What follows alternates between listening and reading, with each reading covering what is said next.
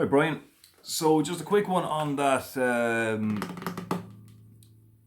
space dementia intro. So remember the whole idea of this is that we're not trying to go note for note here, right? That the whole point of this is that we're trying to use our heads and use the theory we've got to try and figure out some idea of what he's doing to where it's at least recognizable as the song, right? So there's all sorts of limitations that the guitar has that, as you know, the piano doesn't have, right? So what we'll do first is, so I'm just going to go through. So we, the kind of thinking involved in that, we went through that in the lesson. So I'm not going to go into that too heavily here. I just want to show you what we ended up with, okay? So starts off just like that, right? So you've got a low E and then a top E and an E minor chord, F sharp, G, and then a C on the end of that. With that G note on top, right? That's still a C major because you're replacing an E note, which is already there, with a G note, which is also already there. Okay, so we're not changing what chords are in it; we're just changing the texture of it. Okay. Now, as I said, I like to do that with a C major 7. I don't think that's what he's doing, but again, just we're changing it to a totally different instrument here. So to make it sound good, we might have to make some little adjustments here, right? Okay. Now we're creeping up. A, B flat, coming into an F sharp 7, because D sharp, E, F sharp. Then we've got and a B7. And again, right, so you can hear in the record that he's not, that last little stroke of the B7 chord, this seventh note, this minor seventh note in the chord is the highest note you hit. So you don't want to strum the whole thing like that. You want to stop short of that. And then we've got a little perfect cadence. Got him glaring out here 1 second. Lower the light a bit. Okay. And stop the wobble. Okay, so we're coming back into it now. So we've got a perfect cadence, chord of 5. B to E. Lovely little sharpened 7th note here. So that's E minor major 7.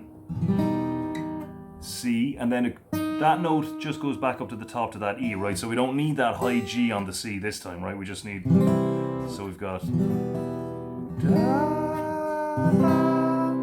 then we've got F sharp and G in the melody.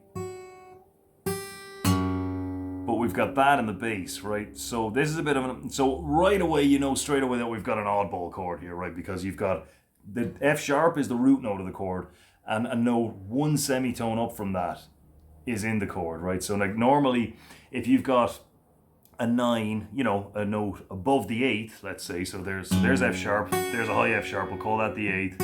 The 9th is always 2 frets up, or 2 semitones up, but this is only 1, so straight away we know we've got a weird one here, right? So I'm 99% sure that what that is an E diminished 7 chord. Okay, you see that there? So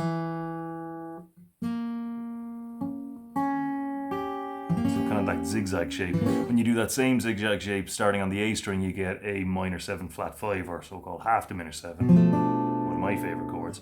So there's a an E diminished 7 with F sharp in the bass. Then he just, on the second strum of that, you can hear just the F sharp then, so you can just take away that little finger and hold down the E string on the 2nd fret. Then a B chord where you can clearly hear an E note in it as well, so that's an E sus, a B sus 4. Okay? Now you can add in that major 3rd there as well, in which case it's just B major at 11. Okay, because 4 is the same as 11, just like 1 is the same as 8, okay? Then, with that chromatic scale, right now, again, it may or may not be a chromatic, well it is, but when you hear that, it may or may not be a chromatic scale, but you know straight away that's not a natural minor scale or a pentatonic scale or something like that. It just sounds too weird to be any one of those, right? So the way you would do it is let him play the very first note and immediately hit the space bar. So then, do it a couple of times and you can hear that he's starting on this E flat that's in the B chord. It's the major third of the B chord, okay? Now, the shape of the chromatic scale is actually fairly simple, right? Let's say we start it here. You can, it's a chromatic scale. You can start it anywhere. You're starting on any given fret with your first finger, up one at a time. Then you go to the next string, down a fret, do the same thing. But now, because there's a fourth interval between strings up until this point here, between the G and the B, there's a major third interval. So we're not changing the same way. We're not going to go down a fret like we did last time. We go straight up and on the same fret. And then between these two, there's a fourth as well, fourth interval distance between the strings. Okay, so if we're starting that scale from here on this E flat note on the G string, same fret, down a fret. There's our chromatic scale that he does there. Then he plays a really cool chord. So he starts off, all right, so you should recognize that as your G major shape. It's up here, 4 frets up, so that makes it a B. There's the B note in the B chord, there's the 8th, so we've got a flat 9 in here. Major third on the 4th fret of the B. There's the 5th, 7th fret on the B. There's the minor 7th also on the B 3rd fret, or 10th fret. Then all of a sudden, instead of a flat 9, we've got a C sharp in the note, which is just a normal 9. So this is a completely bonkers chord. And then finally, open B and 8th fret on the E. So you got that weird semitone clash where you got a low B and then a C that's an octave higher than it. Well, octave in a bit. And then bum. Okay, so now we're already at 7 minutes here. So chords I'm using for this anyway are, and then we'll get to what he's actually playing on the piano because we talked about that as well. E minor add 9,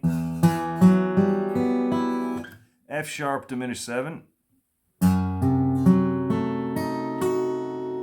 G13,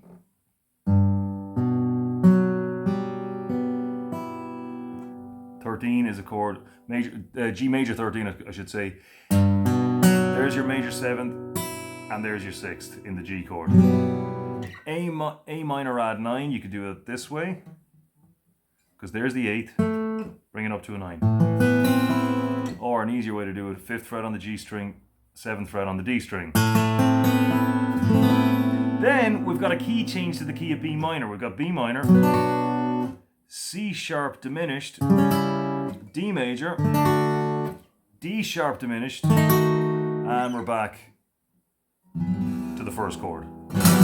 Okay, so one more little thing about the actually doing it on the piano. Now, as I said, there's only so much I can help you with there, all right? But you've got your bass note, and the notes he's actually playing are a high E, F sharp, G, B, then a lower F sharp, G, E, F sharp, G, B, and then same again. And then you've got, so, bass note, and yeah, you can double it up with the octave if you want, of course. Bass, that line on the right hand, that line on the left hand, right again, and back to it. I know, for example, as well, that when he gets as far as the A minor, he does exactly the same thing up a fourth. So you've got the A, and then we're going A, B, C, E, then the same thing down an octave.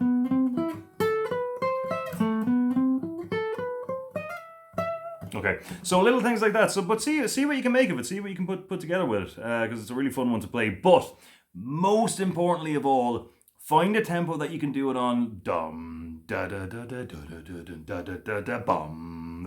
Steady. Stick to that tempo and go up 5 BPM at a time. All right.